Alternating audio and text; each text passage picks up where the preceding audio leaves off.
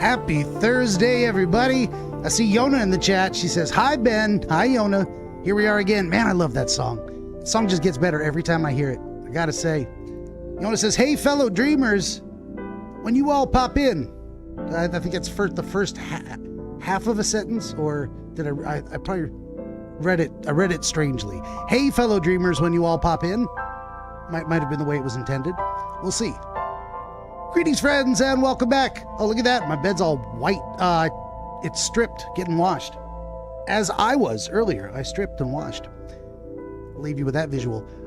Greetings, friends, and welcome back to another episode of DreamWizard Plays number 679. The Somnium Files from 2019, part 14. We are not going to finish by tomorrow, so we're definitely going into next week. Yona says, have we met the giant skeleton yet?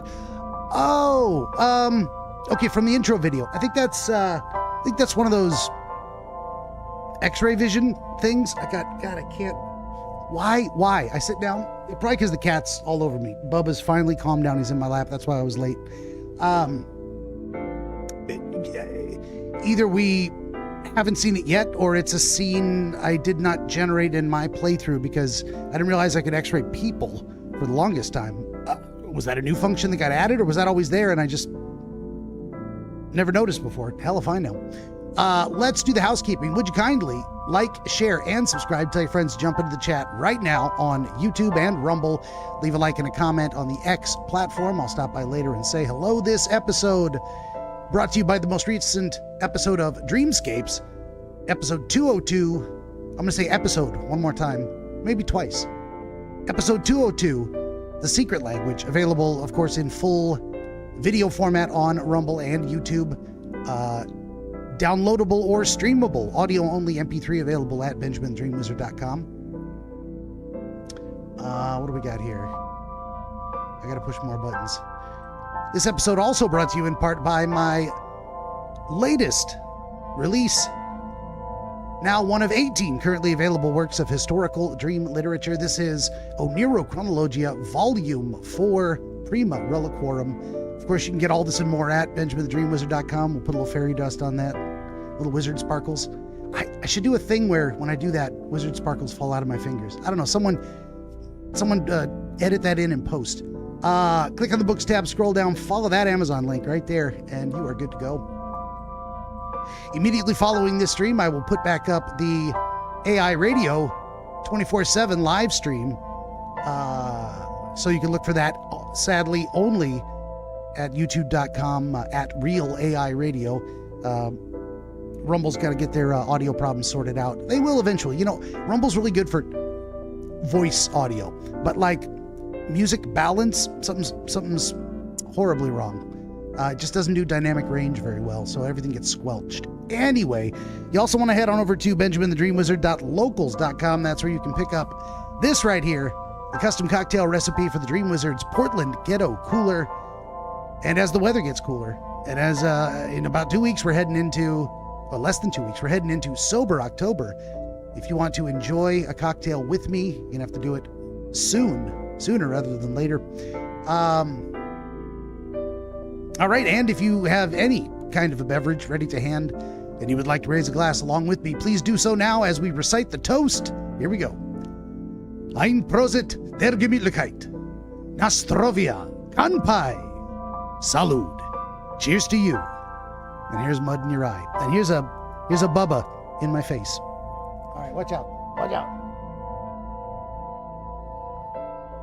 All right, I got one sip. Sometimes that's all you can do. Just take a sip. As of currently, at present, as the kids say, there are no drinking games associated with this show. I hesitate to do so because I don't want to be responsible for anyone's death. Drinking games are... That's a variable proposition. All right, let's get the mouse out of the way. Get this cat to sit back down. Boba, I love your face. I love you. You just gotta sit still. When last we left our intrepid adventurer, we were in the middle of driving around, and we had one more location to go to, I think. And, oh yeah, we were talking to Hitomi at the Sagan residence. And we had one more place to go. There he is, doing his thing. Baba. Get down. Get down. Go. There you go, buddy. Stay away from my drink. Oh, I feel like he's gonna knock it over. God damn it. No. Oh, shit. You almost did. Oh. You little fucker. You spilled drink all over my brand new mouse pad. Ah. Come here. Just sit. Jesus Christ. That's enough. Oh. I didn't love him so much, I'd wring his scrawny little neck. All right, let's go to Lemniscape. Also too hot in here. I got a really high electricity bill recently, and I'm trying not to use the AC very much. Let's put the fans on. Lemniscape. Monday. Doink, doink. All right, let's see what we got. I am so aggro right now. Oh, yeah? Who says that? Kids from the 90s. Why are you angry? You backed out on your Shovel Forge promise. I didn't make any promises. You promised me a date, though. I did go to your house. 2 minutes before midnight. Ha! And you didn't even take me anywhere. Yeah, because we only had 2 minutes. We could have gone somewhere. Iturup, Kunashir, Shikotan, Habomai? Absolutely not. Then you should have come earlier. Well, Yona says, you sound like me with Empress. I know, right? That's why we love them. We love them for all the same reasons we want to wring their little necks.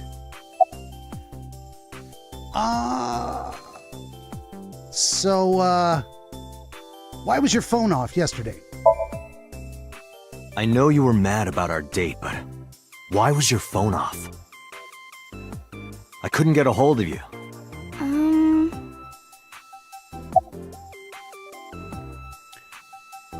What about that late night visitor? Last night around 2 a.m., someone visited you. Who was it? And you left the house as well. Where did you go? You really want to know? Yes. And you'd do anything for the answer. Maybe. Yes. All right, then.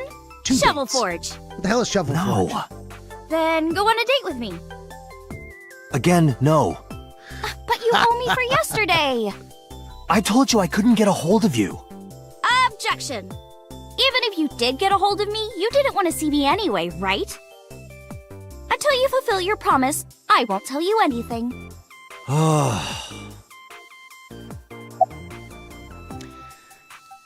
So what, you have the day off today? Off? Yeah, from school. Oh, yeah, it's a holiday. So I decided to come to Lemniscape. We're going to do a recording for a show soon. Who goes to work on their day off from school? Jesus. I guess someone who's really excited that it's not just work, it's their passion. So, fair enough. Where's Renju? What about him? Where is he? I don't need to hide it. I told her about Renju's disappearance. A traffic accident? I'm worried. Any idea where he could have gone? Fun Little Animations makes fun little animations noises. Hello and welcome. I'm sorry, no. Do you know the politician So Sajima? I've seen him on TV. Ever met him? No. Not at all. No, not at all. Now, for real, we're gonna tell her I saw your body. That's not gonna be interpreted poorly. Iris, promise you won't laugh, but I saw something at the cold storage warehouse last night. What? Your dead body.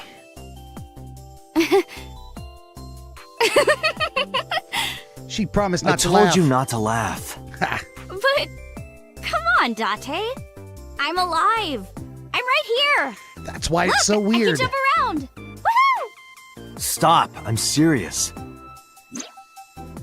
In my dream, I saved you from being killed. And here you are. Which is why I was like that when I went to your house yesterday. Sorry, there's no point in telling you all this. No, it's fine. Sorry for laughing. I just didn't know what was up with you. Huh? I believe you, Date. Maybe you were in a parallel world or something. Another bizarre explanation. I mean, we're not ruling that out. Alright, let's sum it up. So, what are we doing? What do you mean? For our date, of course. I'll just take her out to get some... Go on a date. Do it. Fine. Take a walk, buy Hey, some wait a candy, minute. whatever. Yay! I So bet you'll it's play fine. Shovel Forge with me? I will not. Go take a walk. So, we'll go on a date then. Yes. Deal. And you have to honor our agreement this time. I can't believe it. Oh, but we can't go right away. I have a recording coming up. I was I gonna should say... be done by 3, though. I did say. Tessa, we're starting soon. Got it! So, Date, meet me back here at 3? If you ditch me, I will be beyond furious. Anyway, bye for now. Peace! Oh my god, I really hate that secretary's voice. And so does Bubba. He's like, what are you doing? Iris smiled There and is no point remaining here. strolled somewhere. Let's get moving. Alrighty. All he's got to do is go take a little walk in some shopping district and get some street vendor food and let her laugh and be happy about going on a date. And while you're walking around, have her tell you what you want to know. It's so easy. Cold storage warehouse. All right, finally we're going back here. What if we find her body there again, frozen? Like, what is happening? Well, this time Iba can see it.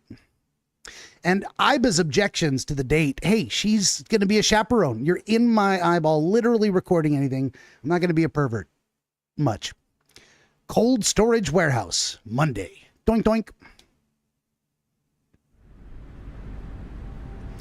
With Iba in my left eye socket, I walked into the cold storage warehouse. I could see my breath. I looked around, shivering. Nothing seemed changed from last night, though.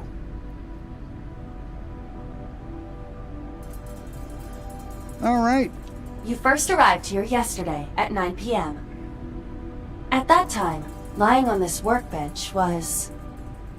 Iris's dead body, covered with a white cloth. She was more sitting up, but fair enough. But the second time, The corpse was gone. it was 11:25 p.m. But the body could not have simply vanished. Crime scene investigation was here before 11:25 p.m. When did they arrive? According to the report, 10:30 p.m. After we finished sinking with So. It took them an hour and a half to get here? Correct. Why did it take them so long? Unknown. The report does not specify. Perhaps a result of outside influence. Outside influence? In any case, there is nothing of note about the bench. Examining it will not reveal any further information. Says you. All A right. switchboard. It is a switchboard. Nothing seems out of the ordinary. The switchboard installed in the back of the warehouse. Oh, stop that. Oh my god. A workbench. It sure is. A forklift. Nothing seems out of the ordinary.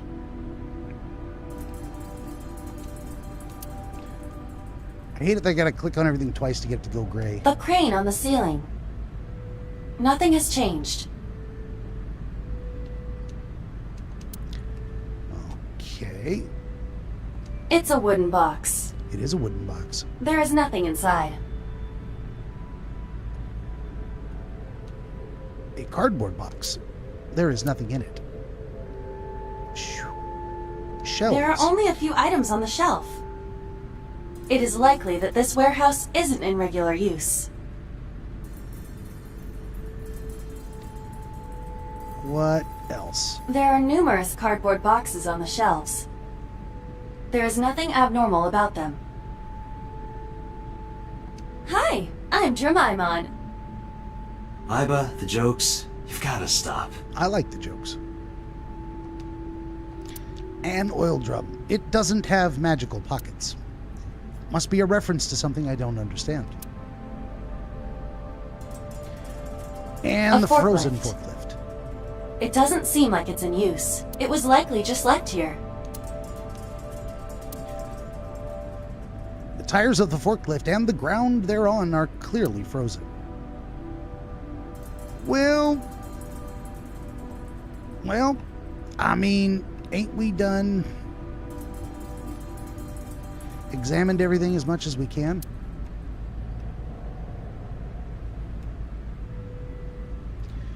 Everything is grayed out, but they're not going to let us leave.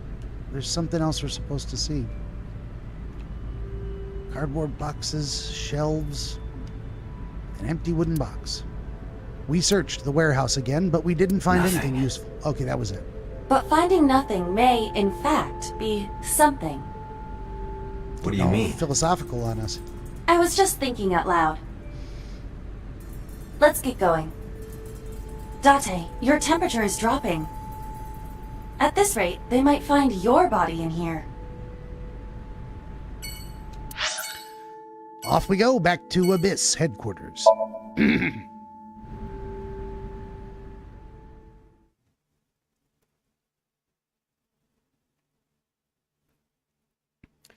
Police headquarters, Monday, 2:49 p.m. Doink doink. And I just spilled some of my juice. I returned to Abyss HQ with Iba. I needed to talk to the boss.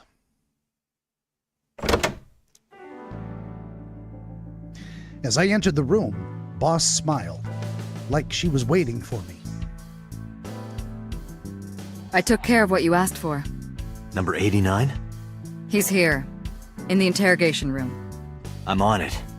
You'll go without me this time. I have some errands to run. One of the higher-ups needs me.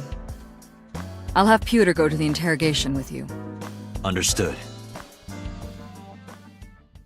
Did she do this last time? And then when we came out of here... No, I think she was in the interrogation room with us last time.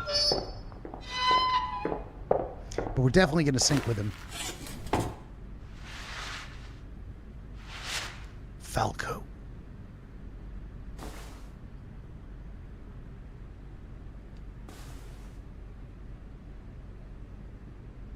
What's with the hesitation? Oh, we're getting Let's get started. a memory pulse. I think that's what I'm going to start calling it. If I remember that I gave it a name. Let's get started. What's your name? Number 89. Your real name. I don't know, I forgot. He's got a great voice, though. Where are you from? Djibouti. Northeast Africa, a small republic of roughly 900,000. I don't take kindly to stupid lies. How many people have you killed?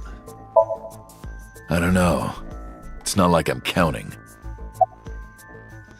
Why did you call So Sajima's secretary? Oh, you know about that. It's true. I called Sajima's secretary.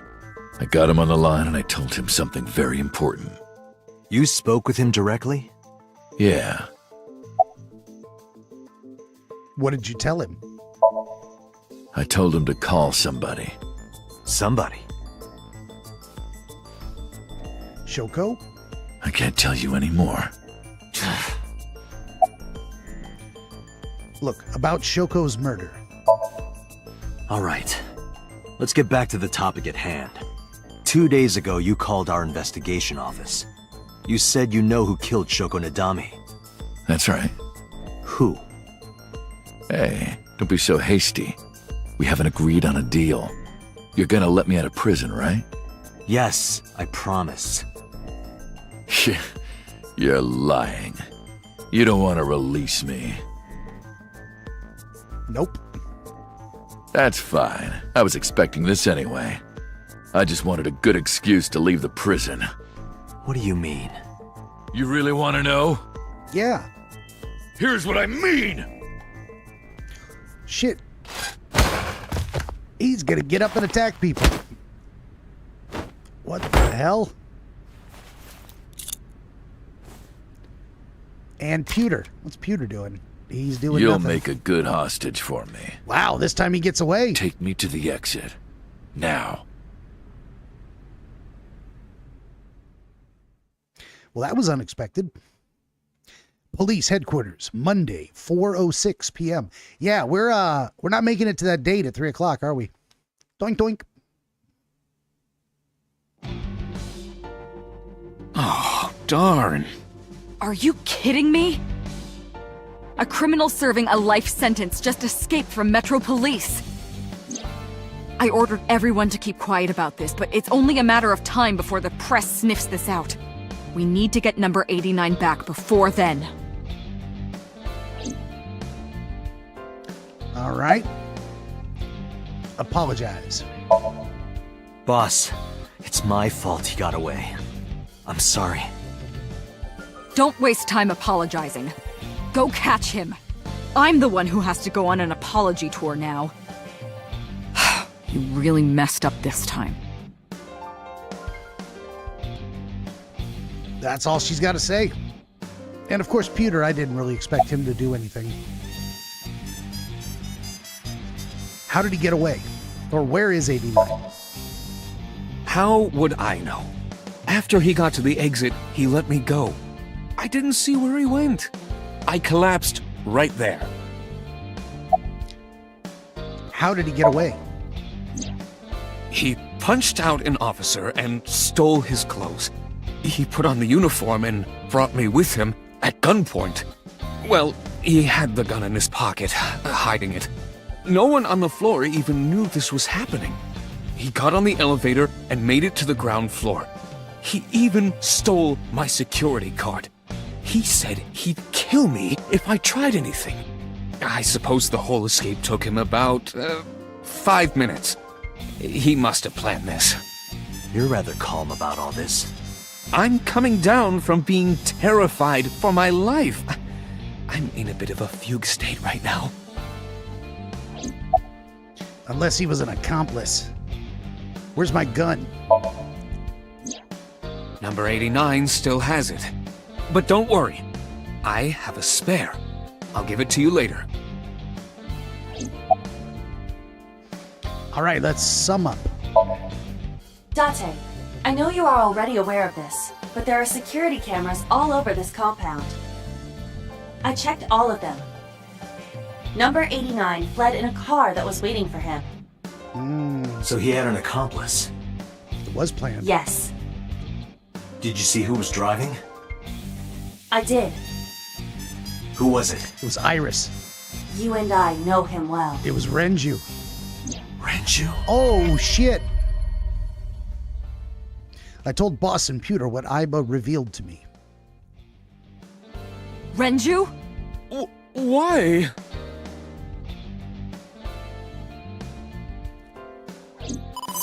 Probably also being manipulated by, Date, Moma is calling. Momo. Moma. From the Kumakuras? I'll go. connect him. Hey, Date. I just got the word. Renju's been seen. What? Where? Hey, don't forget our deal. Deal? What deal? You forgot already? I'm talking about Tessa. Oh, right. I'll be waiting. You know what to do. What should we do? We have no choice. We have to take her. To Well- Moma? We promised her a date. Yes.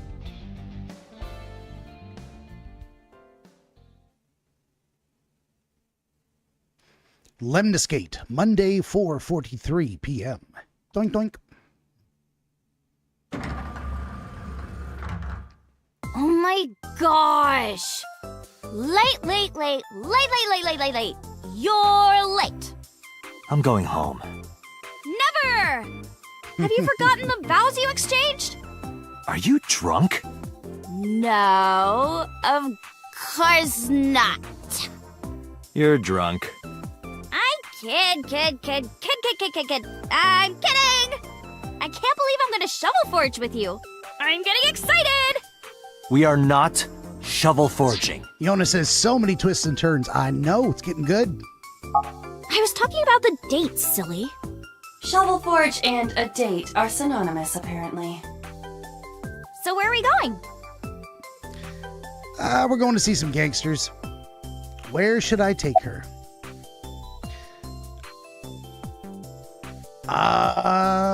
To where the dragon is, a gangster bar, a really nice place, or to a Yakuza office building. To where the dragon is. I mean, the dragons are in the office building, right? That's the only dragon I know of. I'm gonna guess the gangster bar is Mama's. A really nice place would be taking her to Sunfish Pocket. Or the Yakuza office building. I'm just trying to think of all the places we've already been. I don't even know to where the dragon is. Do you think it makes a difference where we take her? I figured I'd just take her straight to MoMA at his office. And she would be really excited. There's an office building? OMG. Use it as, research. Then she can sign his little statue.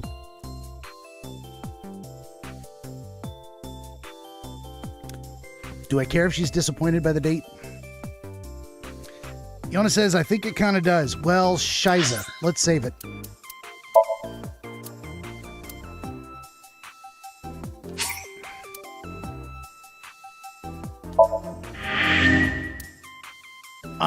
Well, I want to see MoMA freak, though.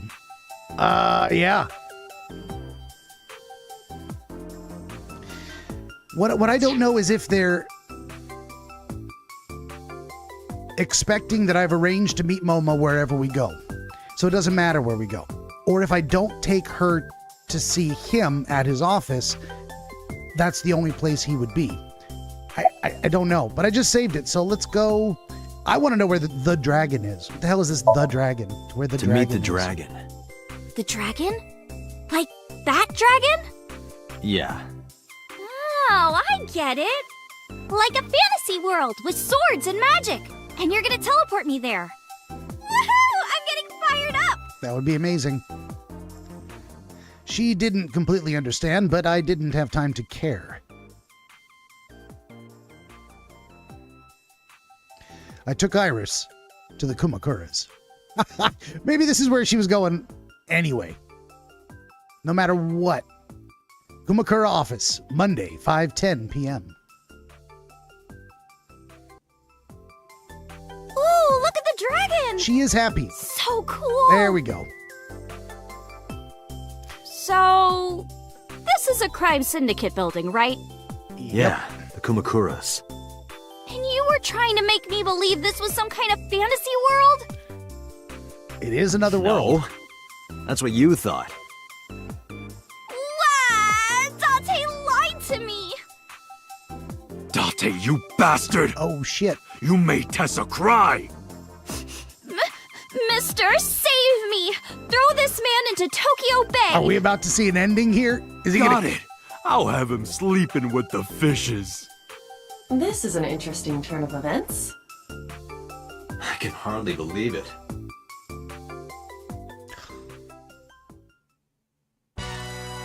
MoMA, I held up my end of the deal. You sure did! You want to hear about Renju? Mr. Okiura?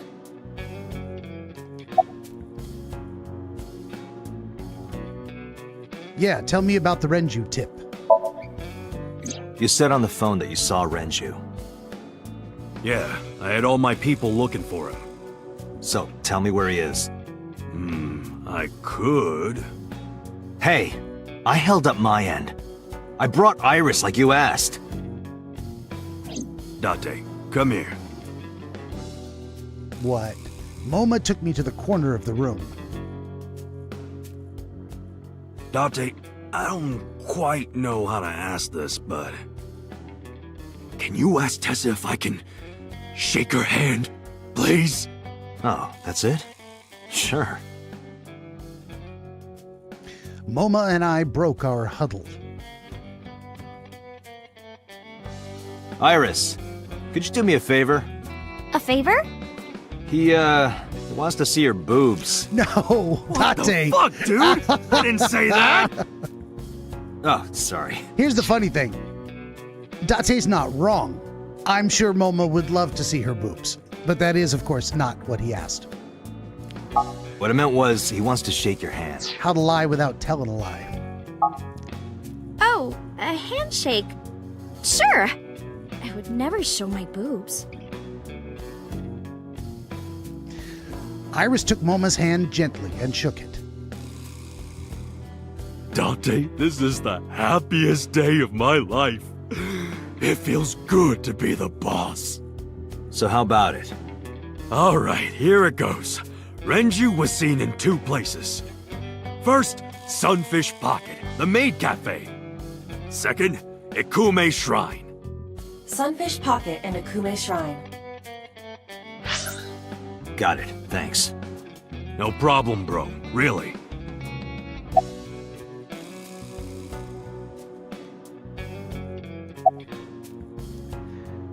Oh, I should have introduced Moma. Oh yeah, I haven't introduced this old man yet. I'm 24! Same age Moma as is Ota. lying. He is at least 48. Absolutely. Sorry for not introducing myself. My name is Moma Kumakura. I work for a prestigious advertising agency. Right? You run the Kumakura gang, right? You're like a mob boss. How did you know that? Is he stupid? I mean, kind of.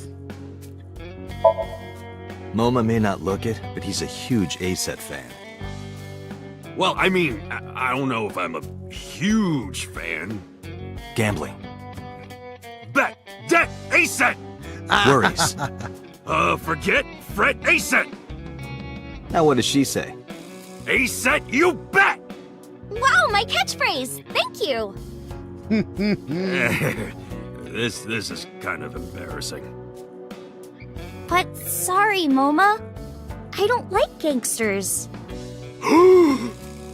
That's it. I'll quit.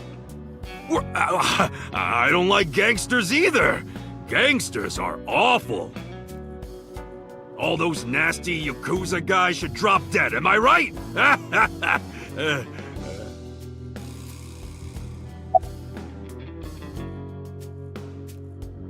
And I guess let's apologize.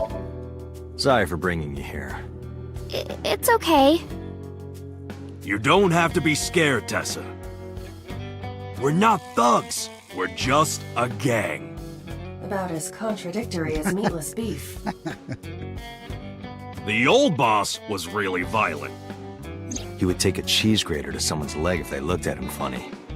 But after I took over, we went crystal clean. Crystal. Methamphetamines. No, we don't do drugs. We don't deal with that stuff. We had to restructure the whole operation. Cut a lot of people off. Cut? Their throats. No, not like that. About Renju.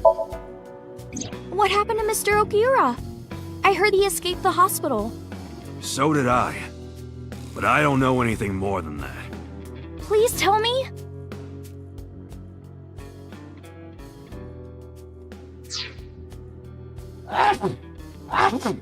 Ooh. Ah, that was a good one. It's 2 good ones back to back. Renju's escape from the hospital was strange. 3 things stuck out to me.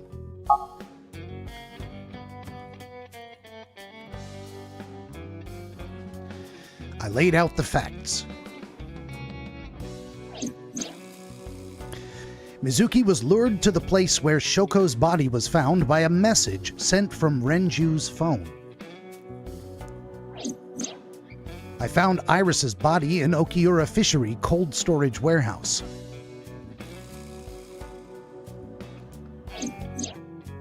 Earlier today, Renju fled with a prisoner escaping a life sentence, an assassin named Number 89. Hold up. What were you saying about Tessa's dead body? He's trying to slip that in there, huh? Well, Date saw a parallel world with my dead body in it. A parallel world? Never heard of it? Isekai. Oh, yeah, of course I have. Yeah, right. Parallel worlds and all that shit. Yeah. I don't understand it, but I suppose he does. good, because I don't feel like explaining it. But why would Mr. Okiura do that? I don't know. He could be a hostage or an accomplice. Either way, I need to find him. All right, let's sum it up. Anyway, Moma, take care of Iris for me. What? What? Wait! You're leaving me here? What do you mean, take care of? You'll be safe with him. I mean, other than a little molestation, probably. No, actually... Are you serious? I think he would. Look at his face! Not to mention he runs a crime syndicate. What if he sells me to the highest bidder? Tessa, I would never do that! I told you, we're clean now. We all go home on time, we follow government regulations. See ya. Wait! What about Shovel Forge? I told you I never promised to play with you. But you promised me a date! Date! Is this true? Yona says safe-ish. Yeah, you know, there's degrees of safe. And I guarantee he's not going to kill her. I don't think I can guarantee more than that. You son of a bitch! And yet I brought her here to leave her with you. Oh, shit. I'm gonna ignore that. Good idea. Date, you're gonna look for Mr. Okiura, right? Take me with you! If you do, I'll tell you about last night. Ah, shit. Her late night visitor. Well, are they going to give us a Fine. choice? Yay! Date, don't ignore me! A clean gang? You don't want to shoot a cop. Come on. After I brought Tessa all the way over here. Oh, that's just a toy. Oh, just a toy. Let's leave them alone for a while. We have 2 places to check. Sunfish Pocket and Ikume Shrine. I want to go to the warehouse too, where you found my dead body. Something bothering you? No, I'm just curious. Oh, and one more thing. Can we eat somewhere? Food sounds good. Now that's Haven't a eaten in date. a while. Oh, my chest hurts. Getting hard to breathe. Why did he say that with a smile on his face? All right, we're out of here. I guess that all turned out just fine. I guess we'll go to Sunfish Pocket to get something to eat. And then we can bop around, or we can go to the Matsushita Diner. Oto would probably like to see her. Considering they never went through all that trouble to, I guess let's go to Sunfish Pocket. Let's go in order. And end at the Matsushita Diner.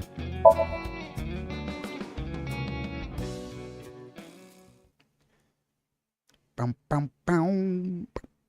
Sunfish Pocket. Monday. Doink, doink. I saw a familiar face as soon as oh, Ota's there. I saw a familiar face as soon as I walked in, it says. I'll bet you money. Wherever we went, he was going to be there.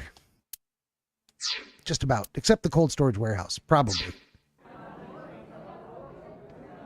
Is it Ota or the mermaid? It was Mizuki. Oh. Well, that is also a familiar face. Iris and I sat at Mizuki's table. Wow, this is surprising. What's going on here? Look Why at her. are you two together? Look at her with that trident. That's got to be the Orichalcum. She spent a lot of money there. Or she's done something else to gain influence. Look at her. She's even a bigger nerd than Ota. Oh, well, it's... Forget it. Thanks for letting me stay last night. Oh, no trouble at all. Anytime. You could even live with me if you want. Oh, That's a great idea. that is a great idea. The we should- roommate I have right now really sucks. Yeah. This girl. Okay. Now let's try and bring that gal into frame a little better. Let's talk to Mizuki first, I guess. What are you doing here? Eating, What are you duh. gonna do, scold me or something? Why do you care what I do? Why are you so angry? I'm not angry. In fact, I'm feeling good. It sounds like it. Excuse me. The mermaid took me to the corner of the store. Another huddle. Mizuki was crying earlier. Crying? Yes.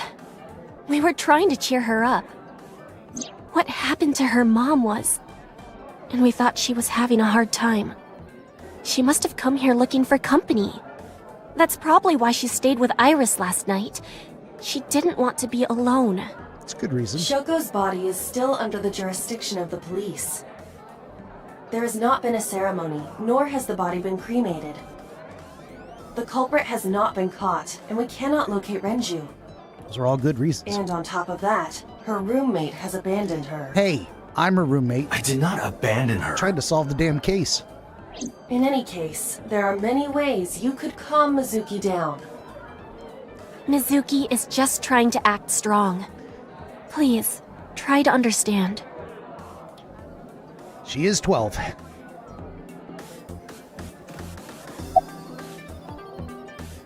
Well, let's ask her about the warehouse and Renju, etc.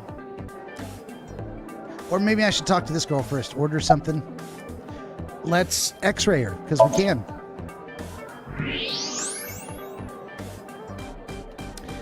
That revealed absolutely Those are nothing. some nice hip bones. Well, he's not wrong there. Okay. What else?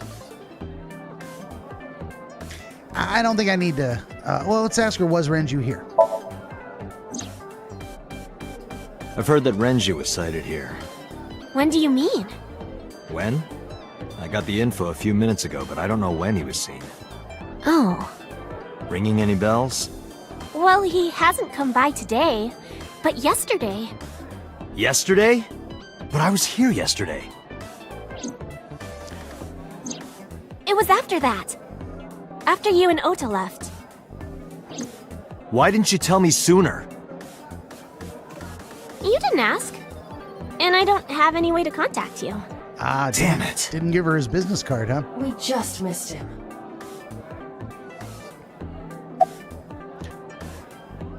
Well, what did he do here?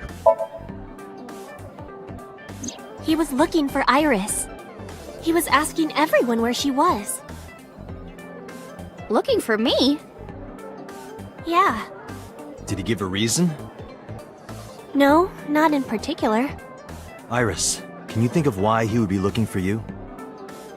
No, not at all. Mizuki? I don't know either. Anything else you can tell me about Renju? Anything else? Well, he did seem really sick. He was pale and sweating a lot. Internal Must injuries. have been because of the accident. Yep. Perhaps.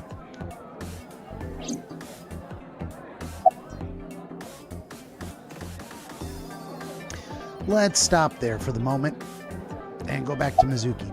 About Renju. The police asked me a bunch of questions. But I don't know where he is. About the Okiura Fishery Warehouse. Why are you asking me about that? I was just curious. Anything you can tell me. And it helps. That company was made by my grandpa. But Daddy has nothing to do with it. I don't know anything about the warehouse. right then. I thought I told you this already. But it's... Don't ask me the same questions over and over. Date, look. Look at what? Oh, she's lying. Why is Mizuki lying? Possibly. She may just be excited or upset. Ask her again. Nope, they're not going to let me. All right, let's go over here to Iris. All right, about Renju. Nope, about your visitor last night. Priorities. God, I should have asked her already. I forgot why we came here. Iris, I still need to know. What were you doing Sunday at 2 a.m.? You haven't fulfilled your promise. This is the date. I fulfilled my promise. Right? I told you. No info until the date is complete. Don't you get it? This date isn't over yet. Alrighty then. About Renju. Mr. Okiura helped me when I was just starting out. You know how my mom is single? He really supported her. He even changed my diaper when I was a little baby. I got hired by Lemniscape all because of him. Iris used to stream all her own content. Like singing and dancing and gaming and stuff. But before we knew it, she went viral. Right, I heard about that. That's how she started getting offers, right? But because Iris's mom knows Renju, she decided to go with Lemniscate. But there's more to it than that. There are other reasons. Daddy was totally taken in by her talent. Her talent? Dancing, really. Her dancing is what got her into Lemniscate. He knew ever since she was young that she would be talented. He didn't want any other agencies to have her. I didn't know that. Daddy's not the type to give compliments. This is kind of embarrassing. I didn't know he thought of me that way.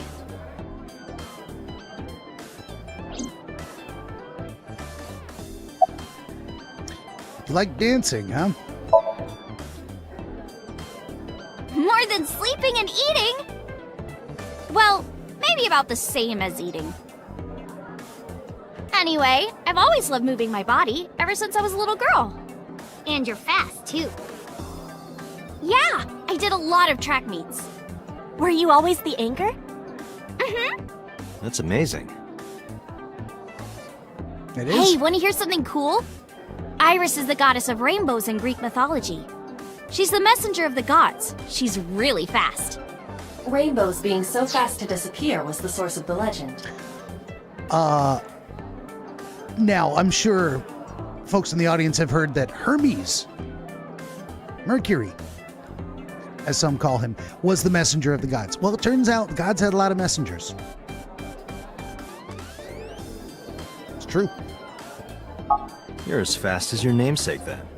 You want to race? Sure. When we get the chance.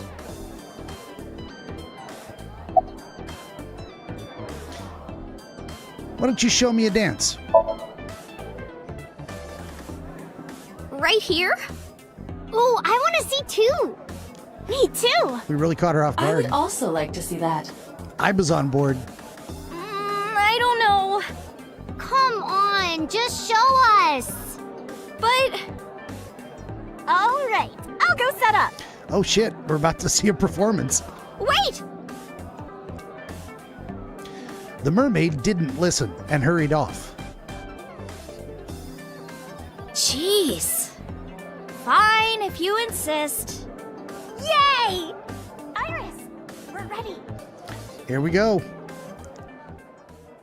All right, world, get ready. See my dance. Invincible Rainbow Arrow. Yona Hit says, it! yep, that's true.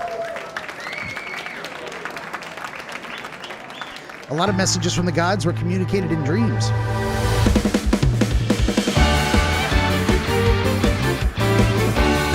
This is the dance she was doing on video when she got interrupted. Teacups that are flying, on maps mystifying. You'll think that I'm lying. This old tale of mine, a journey through time. a permanent fire. Cold frost on the pyre. Fruit never expires. You've seen in your eyes. You've seen in your mind. While the old bow their heads, while the blind meet the blind, the marble loses shine. The eye clouds by design. But we know in our soul the one hope, the one truth, that if we believe we can make miracles. Even with the devils of time against you, never let the fire fade in you. See the golden goddess with wings of rainbows set sail through the night sky to embrace you. Resist, allow your heart to take you. Never let the sparks of this world erase you. Passing down the light of the torch to guide you, and you shall be made big light.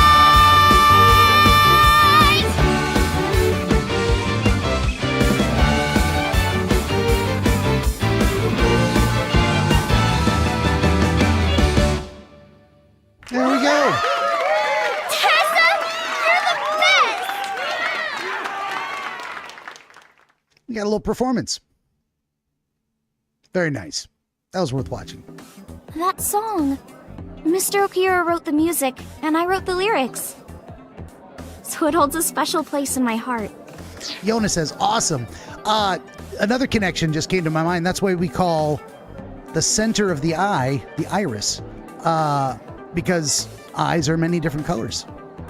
And if you get really close, eyes are not just different colors between different people, but different colors inside the same eye. What we look at as blue is actually a whole variety of different blues, and maybe even a few greens and yellows mixed in for good measure. Anyway, hence iris. That's right. I forgot he wrote music. Yeah, he's really talented. I look up to him. He's done so much for me. I know I can rely on him more than anyone else.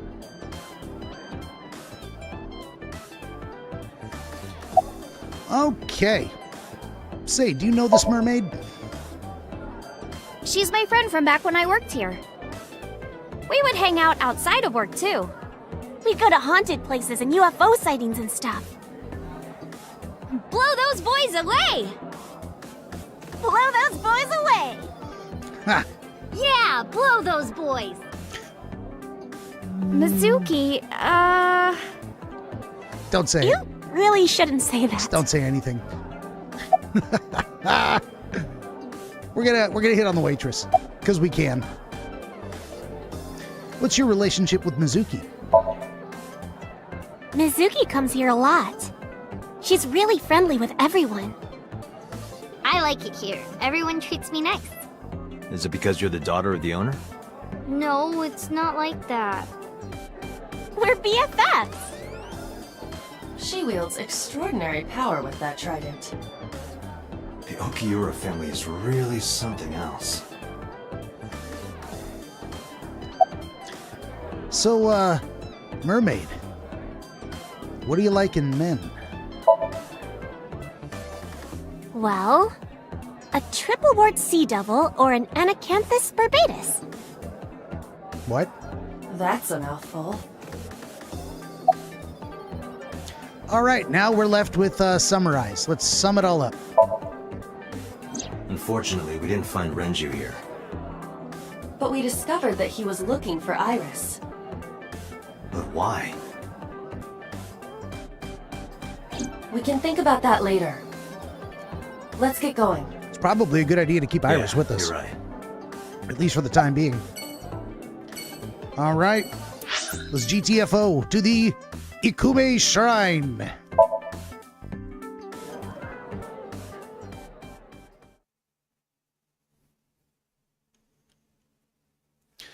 Ikume Shrine, Monday, nighttime. Doink doink. Bubba. Bubba boy. Oh my God. You gotta stop. Jesus. Oh shit. You okay? it's okay. I just, missed a step there. She's probably tired because she's hungry. We were supposed to get her some food. This is a cutscene. Cannot be skipped. What's going to happen? Well, I guess nothing. We're just having a conversation.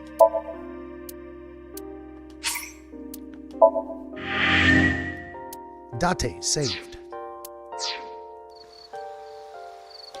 It is indeed a Shinto shrine. It looks rather solemn. What are you looking at? A flower over there. Flower? Is it an iris? You can't see it from here, can you?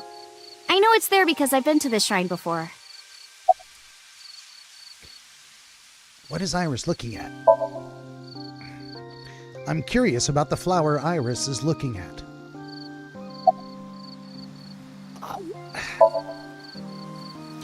I'm curious about the flower. We get... Okay.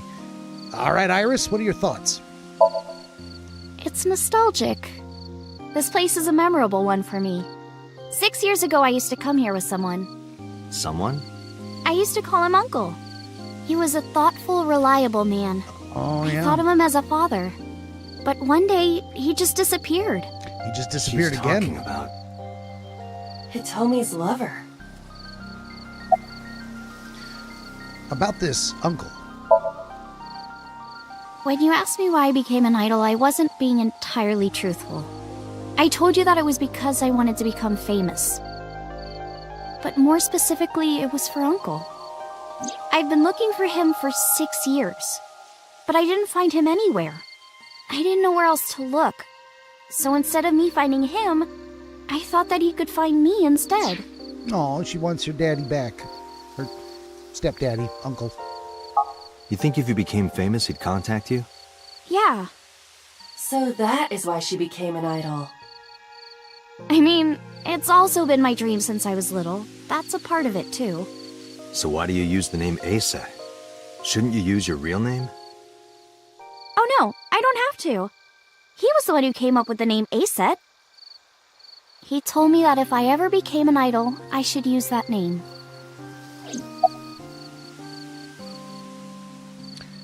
About this shrine. It's called Ikume Iribiko Isachi no Mikoto, or sometimes Ikume Tenno, or Ikume no Mikoto. There are legends about this place written in the old text. It's a shrine dedicated to the gods. The old legend goes like this. One day, Ikume Iribiko sent one of his followers, Taji Momori, on an urgent quest to find a mysterious magical fruit. A fruit called Tokijiku no Kaku. It's said that eating it will grant you immortality. After many hardships, Taji Momori was able to find the fruit. But by the time he got back, Ikume Iribiko had died. Taji Momori mourned. He handed half of the fruit to the man's wife, and he left the other half on Ikume Iribiko's grave, then died on the spot. It is said that that fruit is still inside the shrine behind us. Really? The fruit of immortality. Yes. Careful with that, though. It never turns out the way you think. Not interested? No, not really. I'd rather have normality than immortality. About Renju. Mr. Okiura isn't here. I mean, of course he isn't. It's not like we came here right away. He's already taken off. Too bad. It looks like there are no further clues here. It appears we've wasted our time. Yeah, we got to have a little chat with Iris, learn something about her. I'm curious about the flower Iris is looking at. And the movie Death Becomes Her showed that. I know. There's always a catch. There's always something. Iris is looking off into the distance. I'm curious about the flower. Oh, so we just need to turn our head and look into the distance. It's out here somewhere, right? Is it? I didn't even think of that. It's not letting me leave. So, offering box. Gold guardian dog statue. A lantern. A rock. A chozuya. To wash your hands and face here. Another guardian dog. Another lantern. A tree. a monument. All right, can we leave now? Is the game bugged? What is Iris looking at? I'm curious about the flower Iris is looking at. You gotta turn your head further. Maybe I do. Is there any way to actually do that? Turn my head further?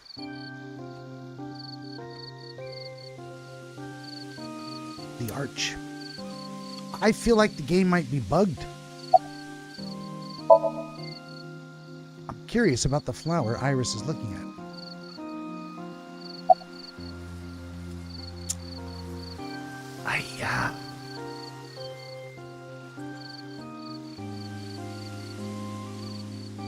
Oh, flowers. Jesus. There we go.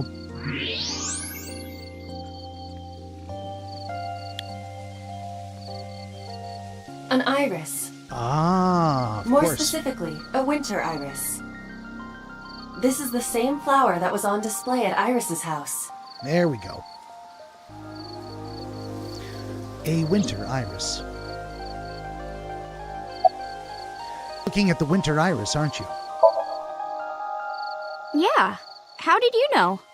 It's the same kind that's at my house. I told you about what it means, right? Good news and hope. Iris is also a part of the eye. And the Greek goddess of rainbows. A messenger goddess. I told you at Sunfish Pocket, right? That's why the flower means good news and hope. Indeed. Let's sum up. Date, we have no time to waste. We should get moving. Got it. Yeah, not a lot to summarize here. Okay, off to the cold storage warehouse. Even though I think... Well, I don't think. I just have trepidations. I'm feeling trepidatious about bringing her in there. Cold storage warehouse. Monday in the dark. Doink, doink. I saw it. I'm sure I saw it. Just in case the game does start to hang on us. Let's start saving some things here. Sure. Your corpse, Iris. Right here. But I'm here now.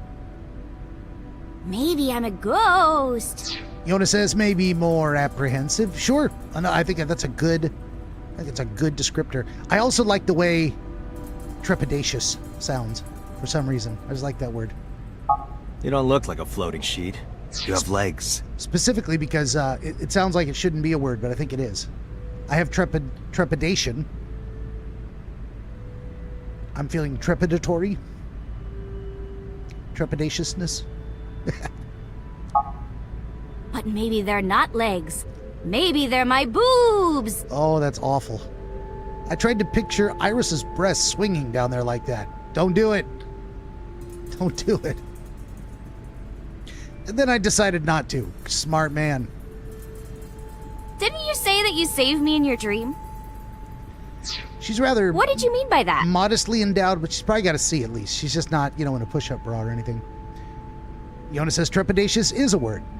Well, I thought it was a real word. It just sounds like it's not a real word. I guess is more what I was trying to say. I told you that I'm with an organization called Abyss, right? Yeah, you told me 2 days ago. We find clues in the minds of suspects and witnesses. We enter what we call Somnium, a dream world projected by their subconscious. That's what the entire organization is about. How do you even do that? Magic. We have a machine that we call the sync machine. Same difference. What is that? It's a sync machine. That's not an explanation. Yona says she's only 17, not fully filled out yet. I was pretty darn sure she said she was 18. Of course, that is not going to stand up in a court of law. Tell me how it works. Well, I can explain, but it will require a bit of background to understand. Background? No one cares to explain the whole science behind the machine.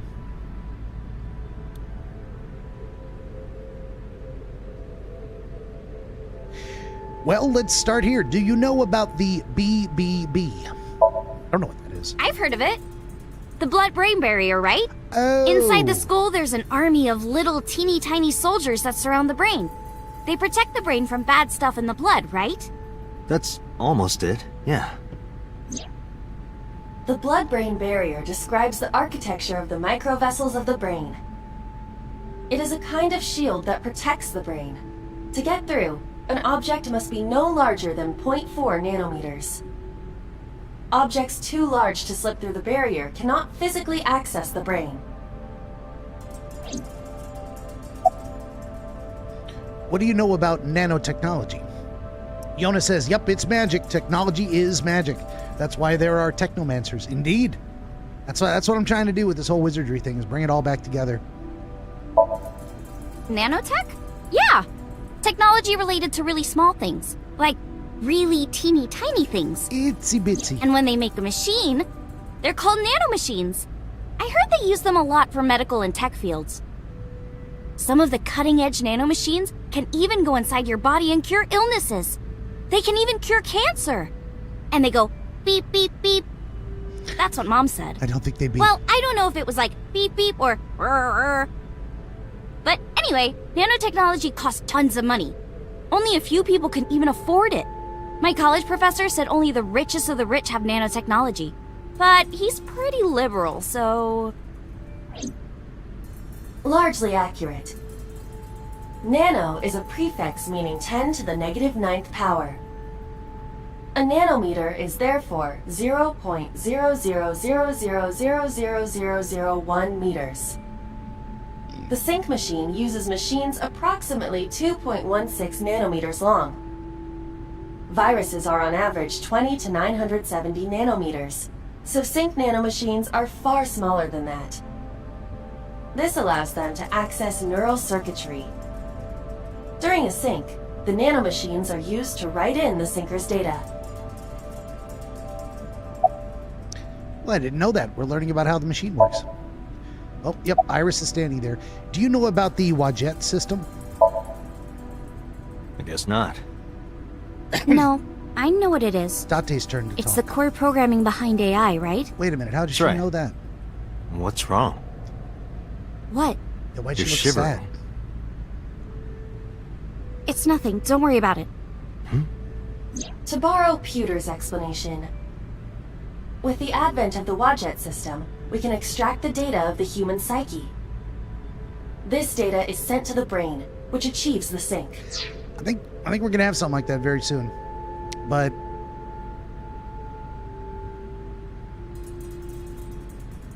I don't know how it's gonna work, of course. But I don't know that we should. So messing with forces beyond our control, really. It's starting to introduce things.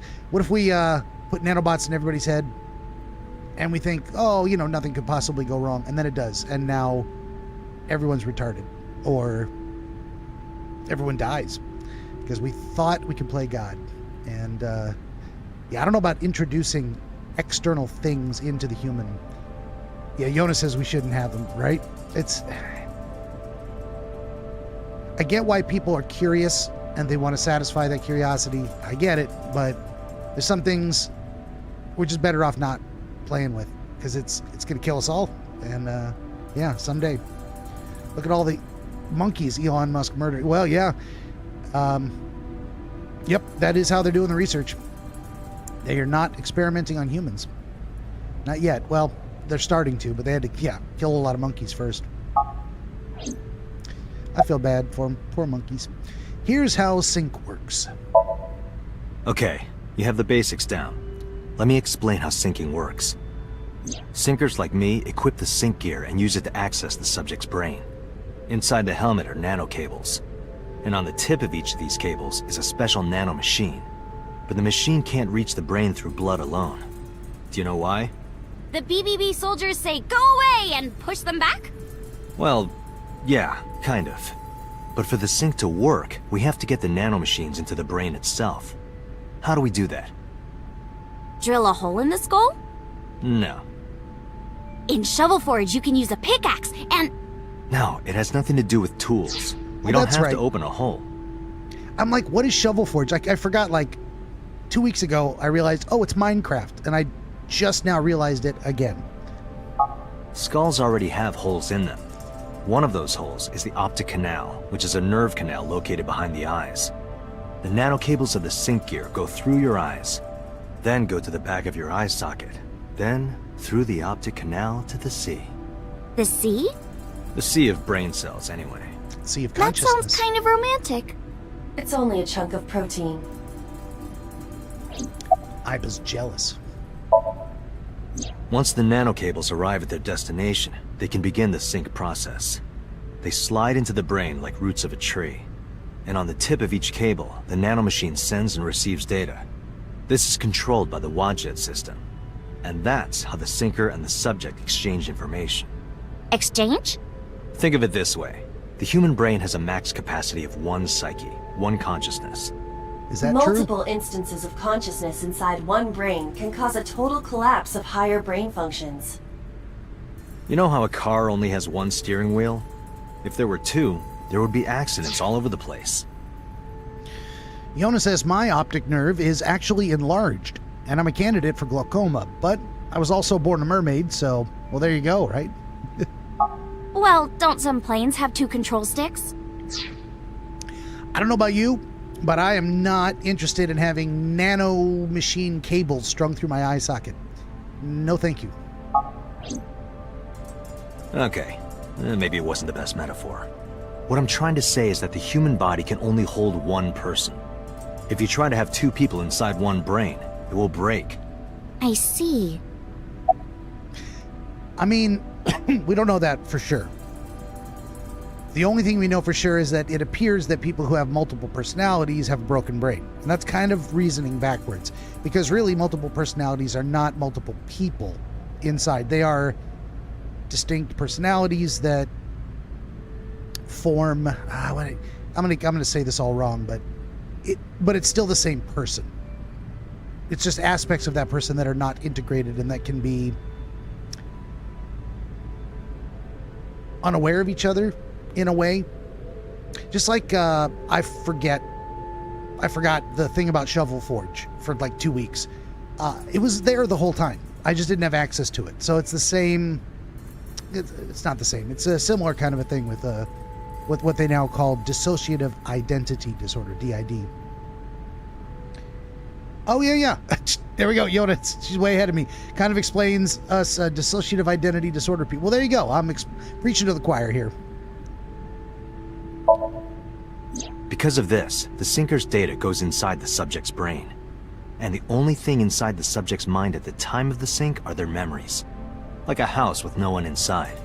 We syncers break into the house, look for clues, and leave. All within 6 minutes. So you really can't interact with the person inside their own brain. Only, but still, they're hosting a second consciousness with the first consciousness asleep. So technically they're both present, but that presence is not a physical presence. It's very interesting. There's a time limit? Yes, or else the house will collapse on our heads.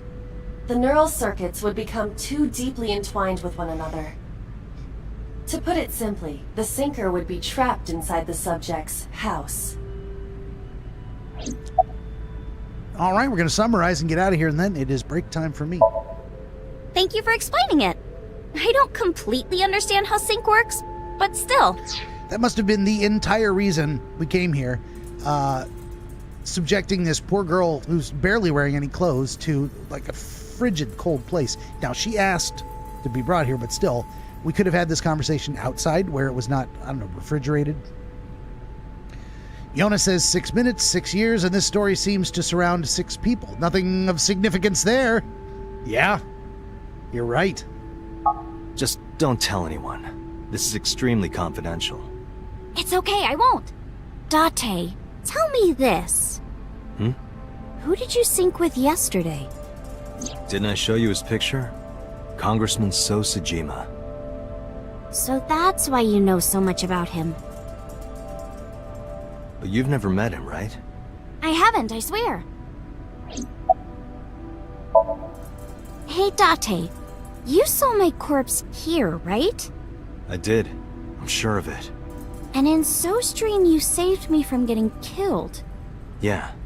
And then somehow I resurrected. Yeah. Yona Yona says she almost fainted and had a bad feeling. She's lying about something, huh?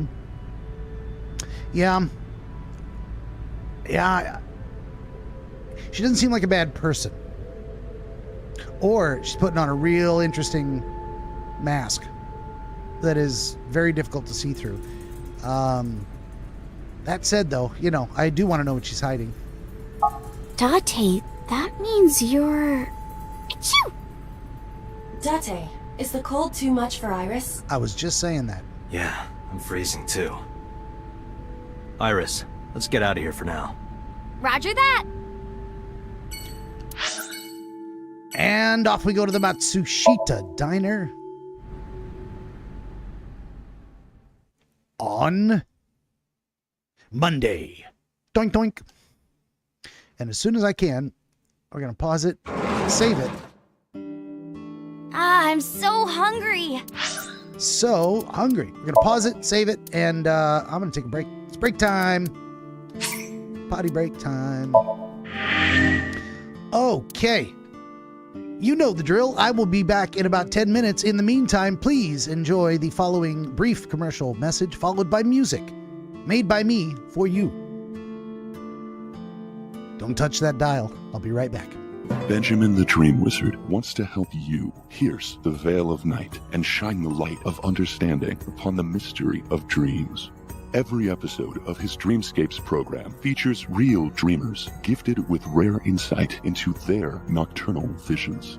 New Dreamscapes episodes appear every week on YouTube, Rumble, Odyssey, and other video hosting platforms, as well as free audiobooks exploring the psychological principles which inform our dream experience, and much, much more.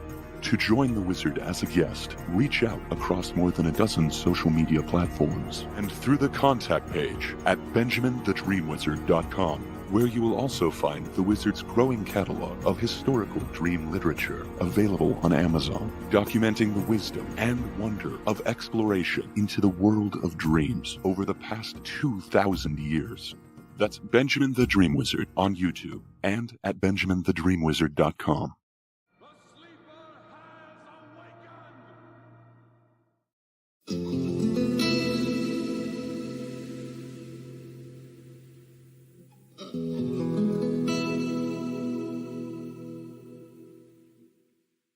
Insanity did Kubla Khan.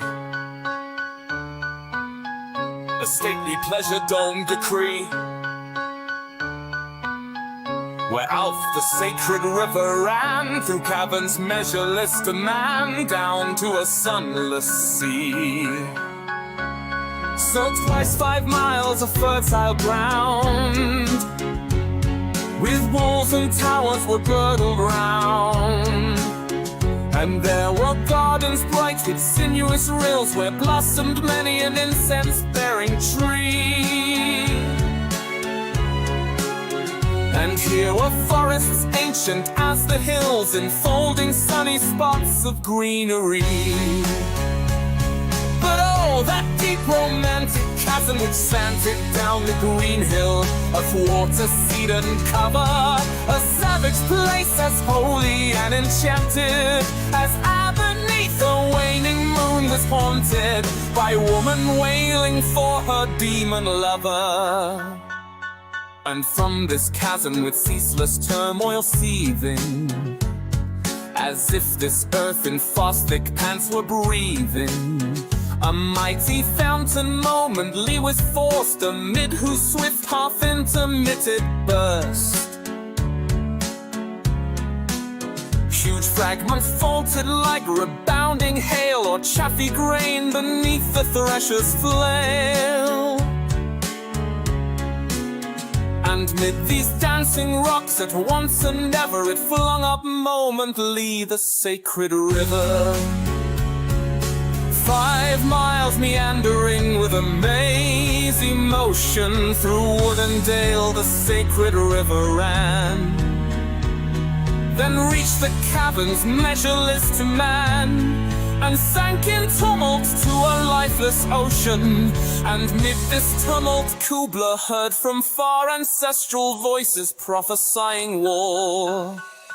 The shadow of the dome of pleasure floated midway on the waves, where was heard the mingled measure from the fountain and the caves. It was a miracle of rare device, a sunny pleasure dome with caves of ice.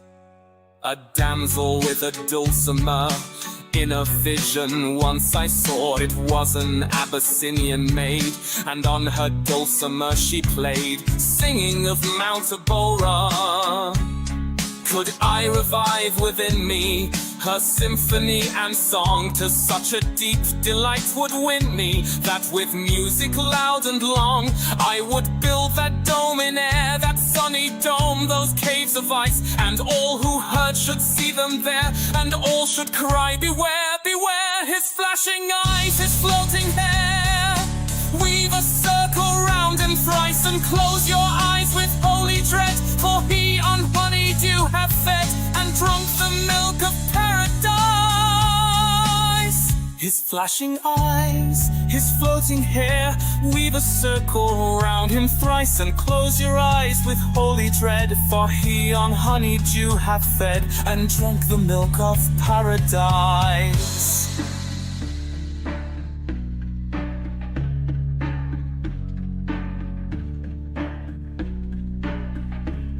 His flashing eyes, his floating hair, weave a circle round him thrice, and close your eyes with holy dread, for he on honeydew hath fed, and drunk the milk of paradise.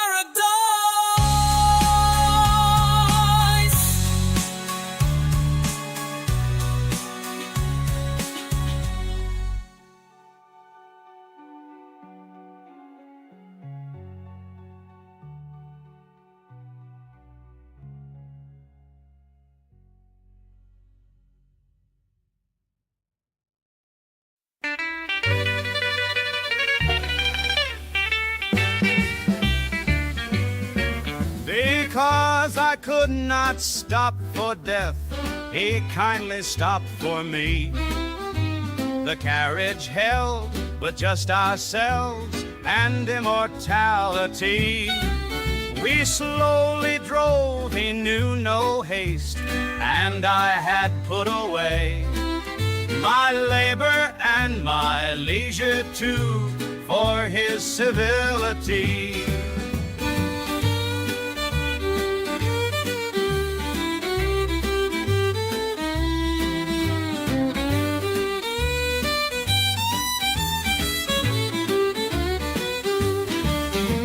Past the school where children played, their lessons scarcely done. We passed the fields of gazing grain, we passed the setting sun. We paused before a house that seemed a swelling of the ground. The roof was scarcely visible, the cornice but a mound. Since then is centuries, but each feels shorter than the day. I first surmised the horses' heads were toward eternity.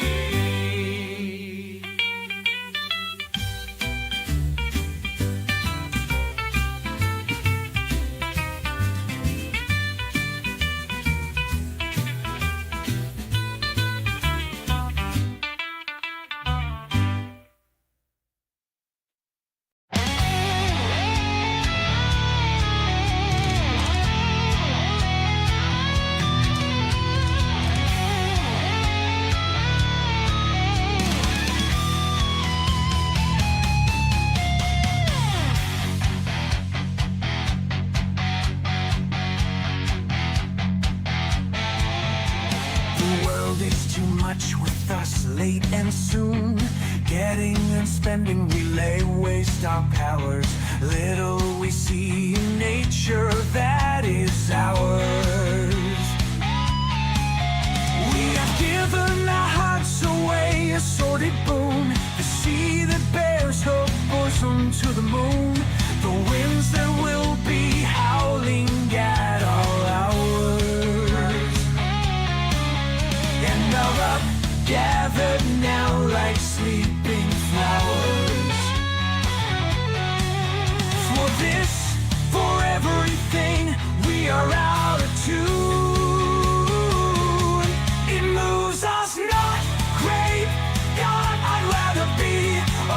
encircled in a creed outworn. So might I, standing on this pleasantly, have glimpses that would make me less forlorn. Have sight of Proteus rising from the sea, or hear old Triton blow his wreathed horn.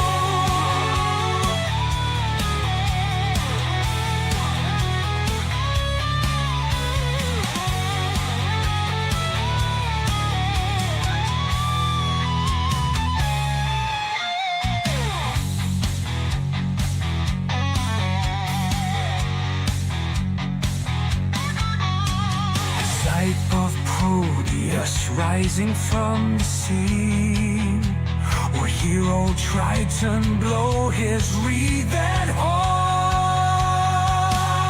It moves us not, great God, I'd rather be a pagan suckle in a creed outworn. So might I, standing on this pleasantly, have glimpses that would make me less forlorn. Have sight of Proteus rising from the sea, or hear old Triton blow his wreathed horn. The World is Too Much With Us. Poetry by William Wordsworth. Composition by yours truly, @Wizard Benjamin. More music on YouTube and Rumble @Real AI Radio.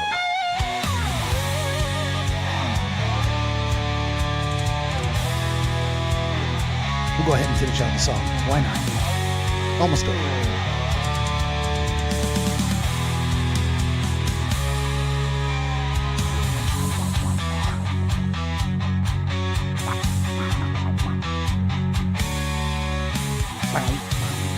There you have it.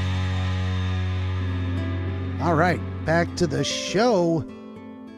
Make sure I got all my ducks in the truck. There we go. At the Matsushita Tessa? Diner. Why are you here? I told Date I was hungry, so I've always wanted to eat here. I'll have my usual, Ota. Yes, right away. Ota flew into the kitchen. Iris watched him go and took a seat.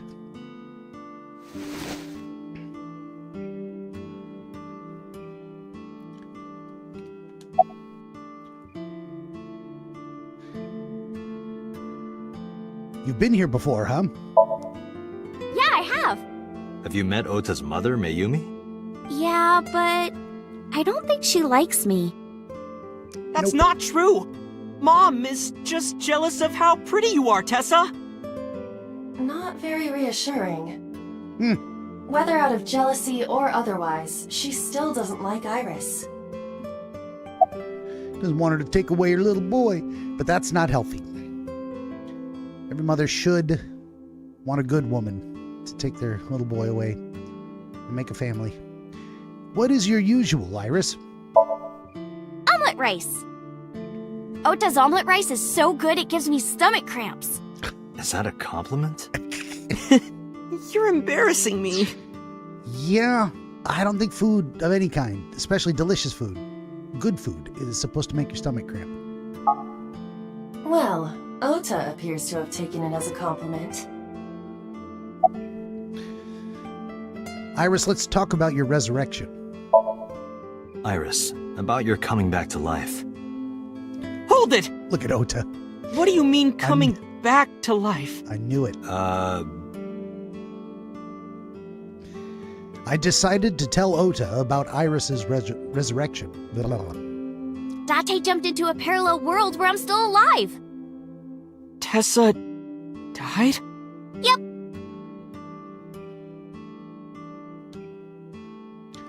All right, time to talk to Ota. Ota, do you have any idea where Renju is? You're still looking for him? Well, like I told you before, I don't know. Is he lying? Where's your mom? She's in the living room. I think she's watching TV. How about you? What are you doing here?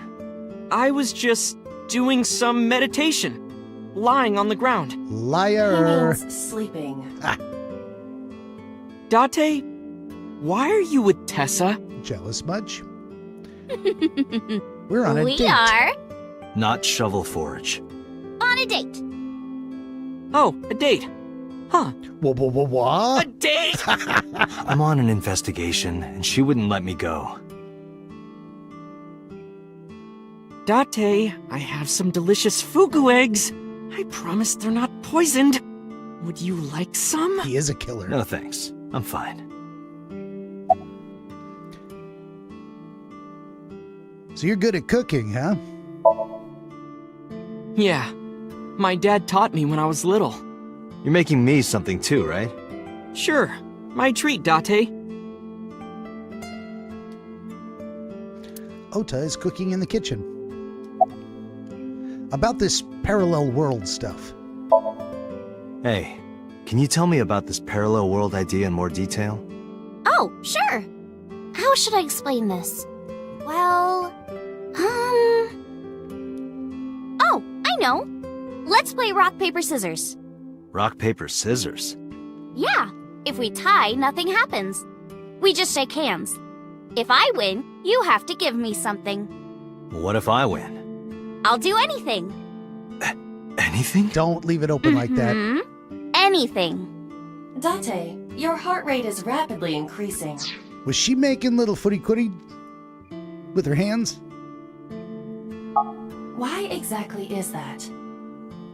All right, let's do this. Okay, let's go. Look at Ota. 1, 2, 3, shoot. What should I throw out?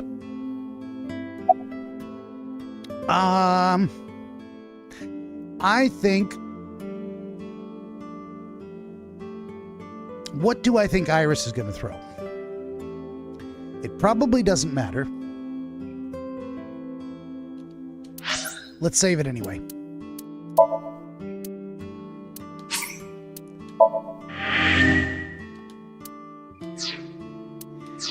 Okay, back to the consideration.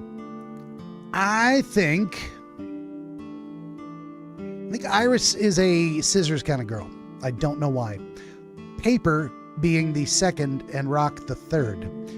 So is she the type to go with her gut or second guess herself? I think she goes with her gut. So I'm going to think she's choosing scissors and I'm going to choose rock. Shoot. A tie. The We most both did boring rock. result. Well, we agreed on the rules. Let's shake hands. Shaky, shaky. I shook hands with Iris. And then I went back in time to explore an alternative. If we know she's going to do rock, I will pick paper. I really want to know what Date says when she says she'll do anything. This will be interesting, though. If I pick paper and suddenly she picks scissors, that means it's randomized each time. Or it was always engineered to be a tie, so she will choose paper. Let's find out. Paper it is. Shoot. She did pick rock. Yeah! He's a little Date, too excited. calm down. You're going to pop a blood vessel. Aw, I lost. But I made a promise. What do you want me to do? If it's no trouble, I want to see your... See what? Let me see. No. See. Don't do it, I Date. will kill you if you say it. See. Seal. I meant seal. Seal? Bark like a seal. Not the smoothest recovery. Oh, I get it. You want to see me imitate a seal. Sure. No, Iris, please. Okay, well, here it goes, I guess. Nom nom nom nom nom nom nom nom. Yum, yum, yum. Tessa, what are you doing? Practicing. We just played rock, paper, scissors, right? You won, and you made me be a seal for some reason. But in a different timeline, maybe we tied. Or maybe I got a prize from you. Now I want to see If the I prize. had chosen rock or paper... So those timelines are what I'd call a parallel world. So you think I jumped from a world in which you were dead to this one where you're alive? That's what I think. This is some fantastic writing because we just did that. We just jumped from a timeline where we tied into this one. And now I want to go back and see what she would ask from me. Let's do it. Let's do it. Just, I gotta know. And then we'll be done. We will have seen all three quote unquote endings. Let's do it again. Let's do it. Date. I want to see. I want to see. Don't do it, Date.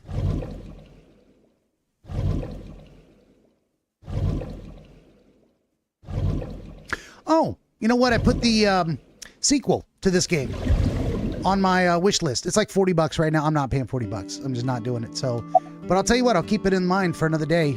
Maybe, you know, a year from now, it'll go on sale and we'll pick it up. All right, I've done paper. I've done rock. Let's do scissors. Shoot! Yay! I won! Oh, no. You see, this looks like scissors, but it's actually paper. That doesn't make any sense. No, why did I throw out scissors? Why? You're really not taking this well. All right, no more rewinding. So I get my prize. I don't have any money. I don't want money. Instead, Yeah? can you pet my head and Aw. say Iris is a cutie cutie? The cutest person in the whole wide world? A cutie angel? Fine. Iris is a cutie cutie. Oh, look at Oda. No. Put your heart into it. Iris is a cutie cutie, the cutest person in the whole wide world, a cutie angel. I repeated the whole thing while petting Iris on the head. Ota is not happy. We just played rock, paper, scissors, right? I won and you pet me. But in a different timeline, maybe we tied. Or maybe I obeyed your orders and did something really scandalous. Rewind time, do it now! I do not have that functionality. I do. So those timelines are what I'd call a parallel world. So you think I jumped from a world in which you were dead to this one where you're alive? In this reality, occupied by myself and most people watching this, they refer to that as shifting. Now, is that really a thing? I don't know. There is the Mandela effect, which has been chalked up to a lot of different things. And to be honest, I think there are multiple parallel universes that it's a logical deduction from the idea that the universe is necessarily infinite. And if it is, that means anything which could happen does happen. And anything which could happen does not happen. Both things happen. And that's where we get the idea of the dimensions stacked, nested within, around each other. So I think that's a real thing. I think the quote-unquote multiverse or whatever, I think that's a real thing. But do humans have the ability to jump between them in any way? I don't know. I don't know. It's an interesting idea. That's what I think. Huh. Parallel world, huh? I can't believe it, but... Sure you can. Parallel worlds exist. Do you know about the Mandela effect? Oh! Or the Booba Kiki effect? Or the 100 million balls? If I explain that, would you believe me? Sounds really interesting, Tessa. I know some urban legends like that.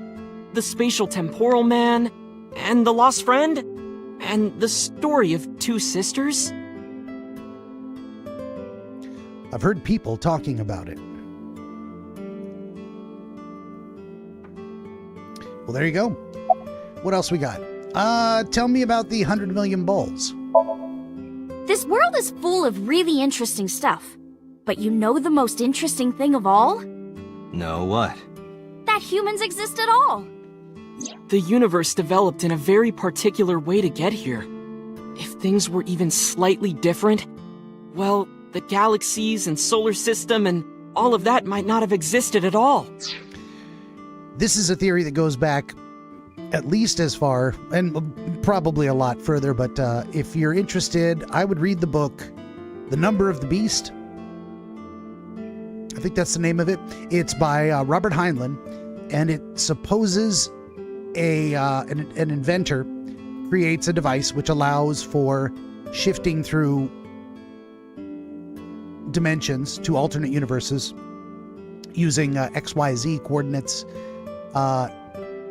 Each coordinate you choose takes you further and further from your starting universe, and that in most of the potential universes that ostensibly exist, everything is radically different. It's only in universes very close to the one that we're in that things are similar, and that includes every universe that has ever been imagined in a literary work, which is how they end up in the world of The Wizard of Oz in that book. No big spoiler. I think it's about halfway through the book. But it's a fascinating look at the concept and what it would be like to actually travel to those places. So yeah, you go too far away and you end up in universes where there's no gravity. Nothing ever turned into planets. I would say in probably, 99.999999999% of infinity. Take that for what you will. There is no Earth. Earth never existed, and therefore there are no humans. It's only a very thin slice of infinity where Earth exists, a thinner slice where humans evolved, and the thinnest slice of all, the one in infinity chance that you are who you are, doing what you're doing, having lived the life that you lived up till now. Each universe is that specifically unique. Yeah. What do you do where, if something is literally infinite? The idea of dividing infinity into slices is meaningless. So anyway, I'm going to stop jibber-jabbering. And that means humans would never be born. Yep. And even if everything happened exactly like that, the probability of human life developing is extremely low. And yet, here we are. All right, how about let's do the Mandela effect and round it off with the Booba Kiki effect. Do you know Nelson Mandela? Well, yeah. You think you do. The former president of South Africa. He helped abolish apartheid. He was actually a revolutionary communist terrorist and did time in prison and then got out to become president. He died in 2013, but a strange thing happened. When the news broke, people all over the world thought, didn't Mandela die in prison in 1980? That's the Mandela effect. It's when your memory and history have discrepancies. How about the Booba Kiki effect? Dante, look at this picture. Iris pulled up a picture on her phone. There's a famous experiment regarding this picture. You show this image to people around the world and ask a question. Which one is Booba and which one is Kiki? Believe it or not, 98% of people asked have the same answer. Yona says, Mandela died twice for me. I know. There's all kinds of crazy shit like that. Why do 98... Okay, I'm going to spoil this a little bit, and we'll see if I'm right. 98% of people agree. The top one, the kind of curvy sploosh, is Booba, and the bottom spiky explosion-looking thing is Kiki, because Booba has a round sound. Kiki has a very sharp, angular sound. She's about to explain that.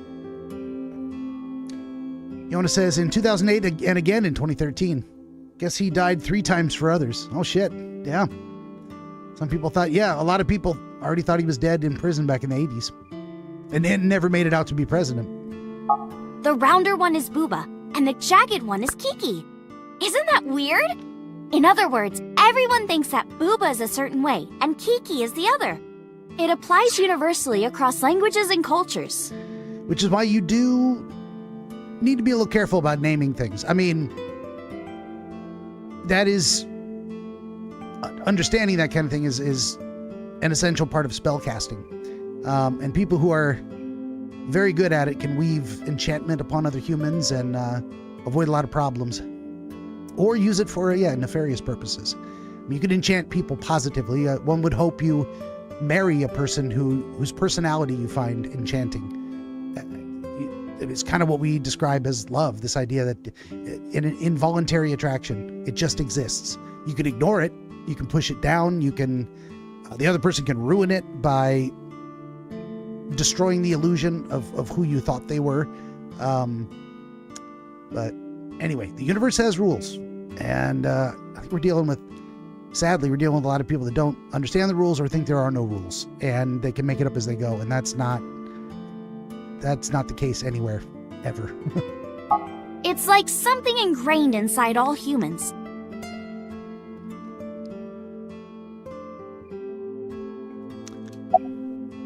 Okay, do I need to keep asking about each one over and over again, or we go to... Oops, no, I don't want that. I want this one. I'm trying to steer with my right hand. Oh, God, it's even worse than trying to steer with my thumbs. All right, what's the lost friend, Ota? Yona says, social constructs are necessary. Yeah, and that's interesting too. It's the idea that social constructs exist, but they exist in a limited way. They are not universal. What am I trying to say? They don't have unlimited power. Yes, we've agreed rock means a mineral of a certain shape and size that is not small enough to be a grain of sand, not large enough to be a boulder. In between is a rock. We could have used any other word, but the object is still the same. It is a mineral of a certain size. Now we can arbitrarily socially construct language around how to identify that. What mouth sound do we use? But you cannot change the fundamental nature of a thing by using a different word to describe it. It doesn't work the other way around. So, anyway. Ota, tell me about the lost friend. There's this kid, A. He's in elementary school. Well, A had this close friend named Suzuki. One day, after school, they're walking home together. A turns around to tell Suzuki a joke, and Suzuki is laughing his butt off. And he's laughing and laughing, and he laughs so hard that his eyes fall out of their sockets. What? What? Well, they were hanging down out of his eye sockets. The nerves were still connected, but... A is of course in shock and doesn't know what to do. Suzuki just takes his eyeballs and jams them back into his eye sockets and keeps walking like nothing happened. So A asks him about it. Like, hey, are you okay? Your eyes fell out. A is really concerned for his friend, you know? But Suzuki just says, yeah, I'm fine. He doesn't say anything about it. And by now, A is really curious. But he's not getting any answers, so they just part ways and go home. The story only gets weirder from here. The next day, A goes to school, and Suzuki's not there. A is confused and asks his teacher about it. Hey, where's Suzuki today? And the teacher says, Suzuki? Who's that? There's no Suzuki in this class. A says, what are you talking about? And he goes and asks all of his classmates about Suzuki. They all say the same thing. I don't know him. There's no Suzuki in this class. So that kid must have jumped into a parallel world without Suzuki. That's what I think. How about the two sisters? So, there's this girl. Let's call her B. She's practicing piano in her room, and her little sister is watching TV in the same room. B asks her to turn the TV volume down so she can hear her piano playing, you know? So B goes back to practicing, playing a little bit. But her sister doesn't turn the volume down. She's not listening at all. So B turns around to scold her. She was really gonna let her sister have it. But she's gone. She's nowhere to be seen. She thinks, I wonder where she went. But then, B hears her sister at the door. I'm home! B runs to the front door and sees her sister and her parents standing there. So B asks, when did you go outside? But her mom says, what are you talking about? She went shopping with me. B is really confused by all of this, of course.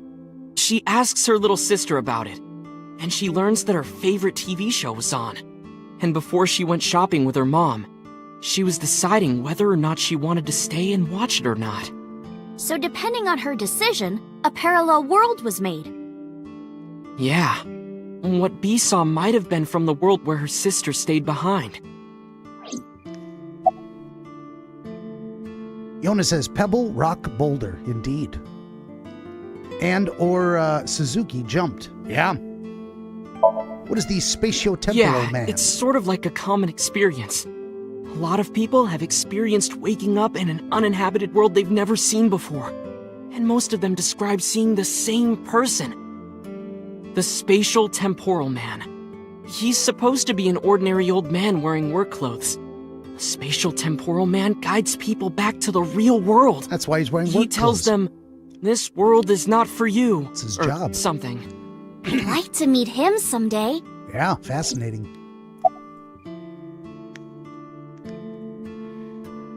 Anything else? I know a ton of stories like this.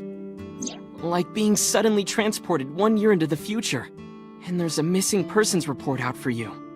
You look down at your phone, but you realize that it's not yours. It's not the one you remember having. Yona says stuff like this happens a lot in island countries and around the Large Hadron Collider. Yeah, that LHC, that's a hell of a thing. I'm not sure we should be messing around with that either. Smashing atoms and making mini black holes. We're not gonna make it through the great filter. I'm pretty sure.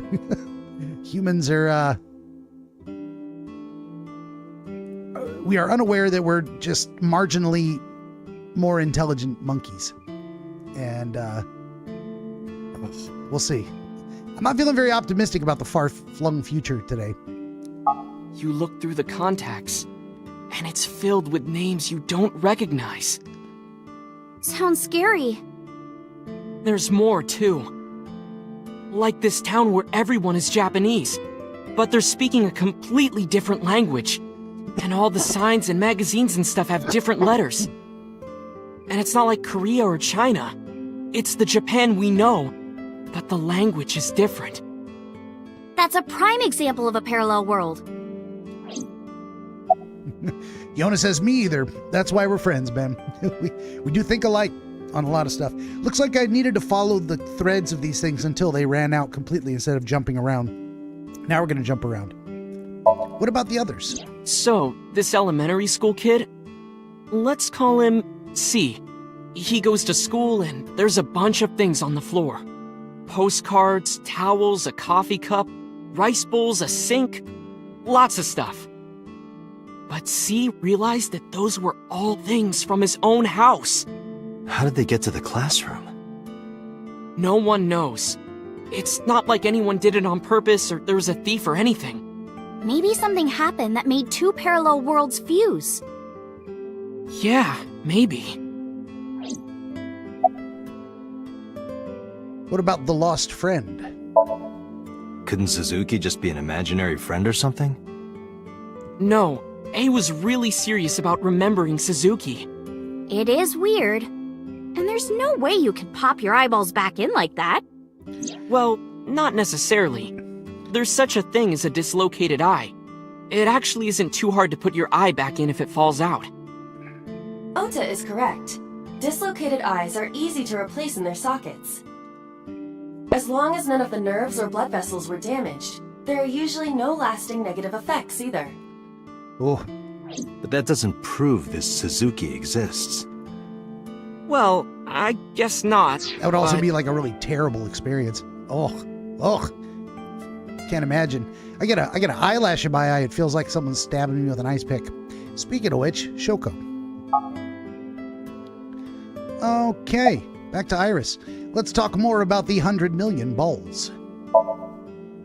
Imagine a box full of ping pong balls, labeled 1 to 100 million. Would you be able to pick out the 1? Not likely. But what if there were 100 million of you? Well, then one of us would definitely pick up the 1. Exactly! The birth of humanity is so improbable that it's basically a miracle. But if there were multiple universes... Then it wouldn't be strange that at least one of them had humans in it. She is describing the anthropic principle. I may have underestimated her intelligence. Yeah, she's a... I want to say, like, almost childishly naive, but, like, not unintelligent. She's still just real young, too. Yona says, exactly. Watch me die as I reposition my eye. Oh, no. Ooh. All right, how about the Mandela effect? Let's hear about that a little more. There are lots of examples. Like the name of this kid's book with the bears having different spellings. Or people remembering that Kennedy was assassinated in a 4-seat car. Wait a minute. He was assassinated in a 4-seat car. He was in the back seat. What? Also, do the, she got the Berenstein Bears and the Fruit of the Loom logo. Do that one. But in our world, he was in a 6-seat car. Oh. Huh. I thought it was a 4-seater too. No, I swear to God it was a 4-seater. Berenstain. Yeah. Yep. Or that electric mouse from that video game. You probably remember the tip of its tail being black. Is she talking about the Pokemon? Yona says, nope, it's a 6-seater. Well, then, I'm probably just wrong. I see it in my mind, but I don't think I'm from a universe where there was 4 seats. And it was the driver. Oh, I mean, that's a theory. I don't know if I have strong opinions on that one. It just seemed like Pikachu, yes.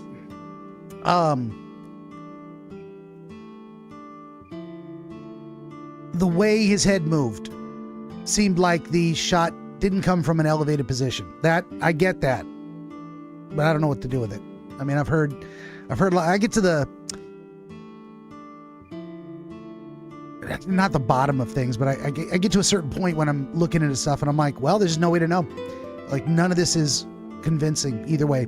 And, by default, I do not believe the official story.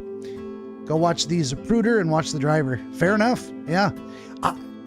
All the times I've seen it and all the times I've watched that, which is, dozens, but not hundreds, I've always been focused on Kennedy and not the driver. Watch the driver till you see what I saw. Fair enough. It's worth a second look. It wasn't? Nope, it's all yellow. And the design didn't change. Oh. Lines from movies, company logos, historical events, and little things. The Mandela effect is everywhere. Why do you think that is? Because those memories are from parallel worlds? That would explain it, I guess. It's a theory. Yona says, and that's a Mandela effect too. How about the Mubakiki effect? We're going to finally get to the end of this conversation. Like worshipping the sun and the sea. Or thinking that the mother is soft and the father is jagged. Regardless of your culture or background, you probably think this way. It's what Jung called the collective unconscious. I was just going to say that. Yep, that is exactly the collective unconscious. There exists a second psychic system of a collective, universal, and impersonal nature, which is identical in all individuals. That's what Jung said about it. Think of it like bamboo. Bamboo stalks look like individual plants since they're separated. But underground, they're all connected. Human psyches might be like that too, connected at a subconscious level. I think so. That's... The parallel world? Yeah! You saved me in the dream, right? And dreams are all about our subconscious minds. So if you follow the roots... You get to another bamboo stalk. Yeah, like that. All right, let's summarize. When did you two get so knowledgeable? Oh, I don't know. Tessa is always writing about this stuff on the internet. Yona says there's a lady with a YouTube channel called Once Upon a Timeline that I watch. She does a show every Wednesday night about new Mandelas. Check her out. Okay. Once Upon a Timeline. That's great title. Great title. That's why I decided to research it too. That's how I learned all this stuff. Oh, hey, I know about conspiracies and secret societies too. I find that stuff fascinating. If you want, we could talk about those. Maybe next time. Now where's that omelet rice? Done! Ota brought the dish over. Yona says, also, Jesus Christ says in the Holy Bible, "In my Father's house there are many mansions." Ah, yes. That's one way to interpret that line.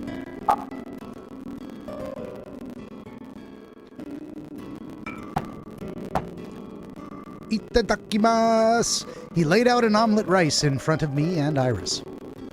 Iris grabbed her spoon with a huge smile on her face. Bon appetit! She picked up a spoonful. No, actually, she tried to pick up a spoonful. Oh, is she gonna die anyway? She wasn't feeling so good earlier.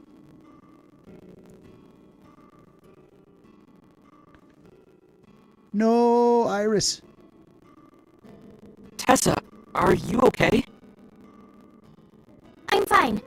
My hand slipped. Let's eat. Iris and I ate the omelet rice in near silence. There was no conversation. Just the sound of the spoon hitting the plate. The diner echoed with it.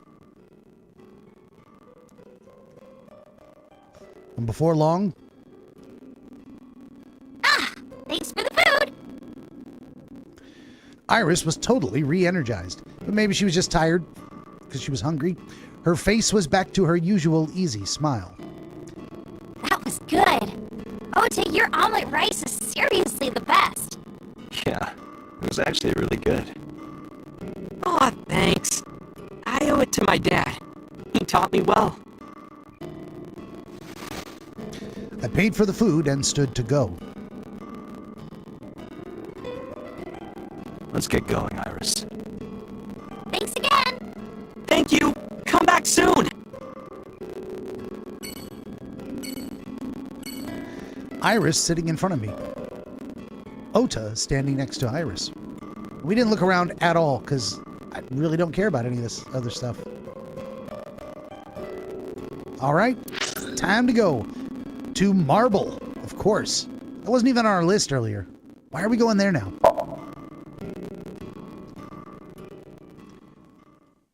I guess that's where we're going to finish the date and finally get our information.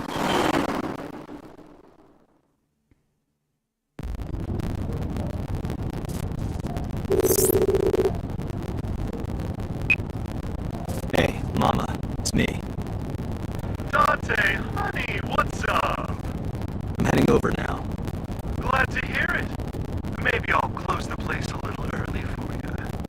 Sorry, but I'm with someone. With someone?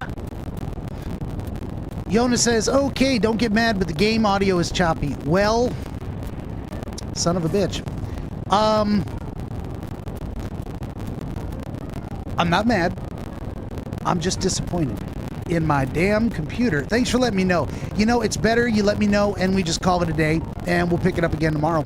We're not done by a long shot, so it's better to just finish today. I'll save it now. We'll come back tomorrow. We'll get in the car and we'll go to Mama's. Yeah, I'll have to do a full reboot. I don't get it.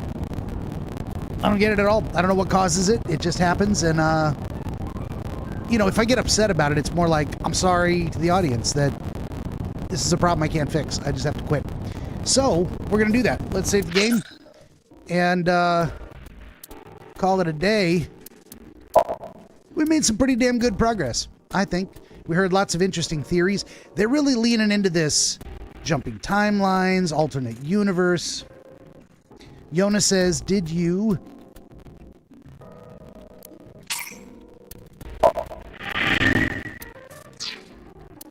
update the audio software?